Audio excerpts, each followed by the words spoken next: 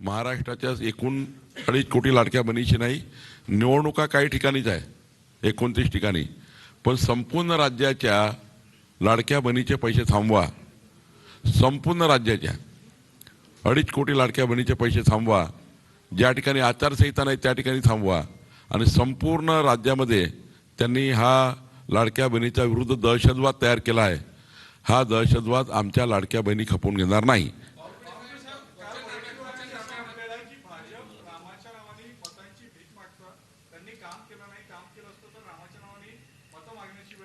कोणी म्हटलं? आता वडेट्टीवारनी कितीतरी वेळा त्यांच्या भाषणात जय श्रीराम म्हटलाय आणि जेव्हा ते निवडून येतात तेव्हा ते जय श्रीरामच म्हणतात लोकांना. आम्ही कधीही मताचं राजकारण करण्याकरता जय श्रीराम म्हणत नाही. आमच्या रक्तामध्ये, आमच्या मुखामध्ये, आमच्या वाणीमध्ये, आमच्या चालण्यामध्ये, आमच्या बोलण्यामध्ये झोपून उठल्यापासून झोपतपर्यंत जय श्रीराम आहे. आणि आम्ही म्हणूच वडेट्टीवार आम्हाला जय श्रीरामच्या घोषणेपासून दूर करू शकत नाही. वडेट्टीवार हे मताचं राजकारण करून, एका विशिष्ट समाजाच्या मताचं राजकारण करून लांगून चालन करण्याचा प्रयत्न करतात आहे. आणि जय श्रीराम हा आमच्या हृदयातनं ते काढू शकत नाही. हा आमचा बलस्थान आहे, आमचं हृदयाचं स्थान आहे. आम्ही या ठिकाणी भगवान प्रभू रामचंद्राची ही जी आमच्या आध्यात्मिक सांस्कृतिक धरोहर आहे ती आम्ही आमच्या बोलण्या चालण्यातून कायम ठेवूच. वडेट्टीवारला काही लोकांचं, काही धर्माचं लांगून चालन करून मतं घेण्याकरता वडेट्टीवारशी बोलतात आहे.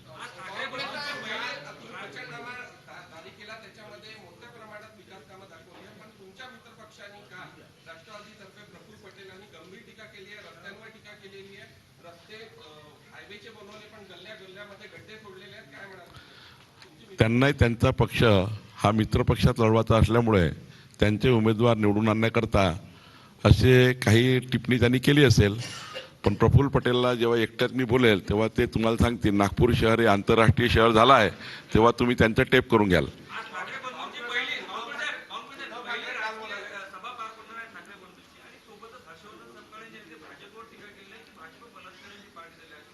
हर्षवर्धन सपकाळ सध्या राहुल गांधीच्या गुड लिस्टमध्ये येण्याकरता त्यांचं पद जाऊ नये म्हणून ते तसे वागतात आहे. नगरपालिकेच्या वेळीस त्यांचा जो पराभव झाला, किंचित झाले आहेत, तेव्हाच त्यांचं पद जाणार होतं. पण आता देवेंद्रजीवर भाजपवर टीका करून राहुल गांधीकडे मेरिट मिळवत आहेत, बाकी काही नाही.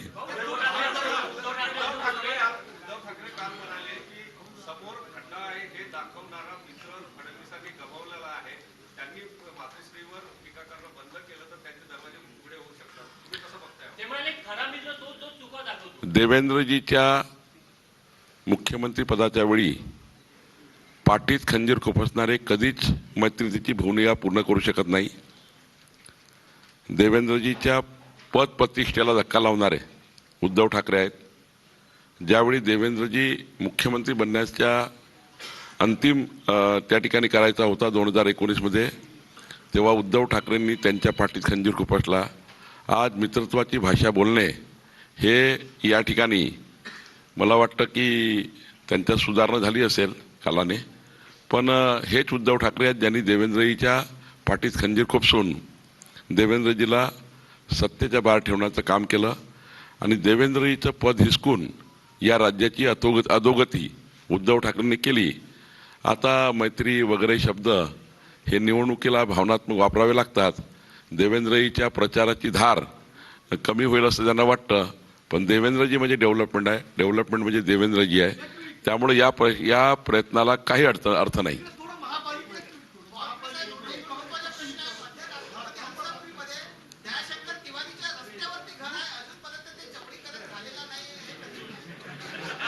दयाशंकर तिवारींचं घर हे 3, 4, 5 पिढ्यापासून त्या ठिकाणी आहे.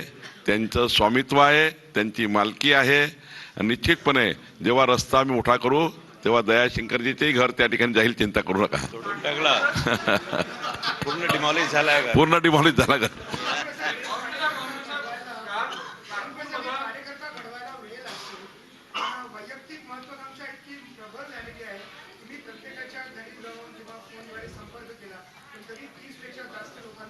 निष्कासित करण्याचा एक कठोर तुम्हाला पाऊल उचलावं लागलं, पण अजूनही 200 दिवस आहे, आणखी काही प्रयत्न केले जाणार, कारण 100 ओलांडण्याचं जे स्वप्न आहे किंवा 120 पर्यंत पोहोचण्याचं, त्याच्यामुळे कुठेतरी बाधा उत्पन्न होण्याची भीती आहे. नाही, आता आम्ही खूप समजावण्याचा प्रयत्न केला. आम्ही सर्व देवेंद्रजी, मी, नितीनजी, आमच्या हे व्यासपीठ या सर्वांनी त्यांना समजावण्याचा प्रयत्न केला. पण ठीक आहे.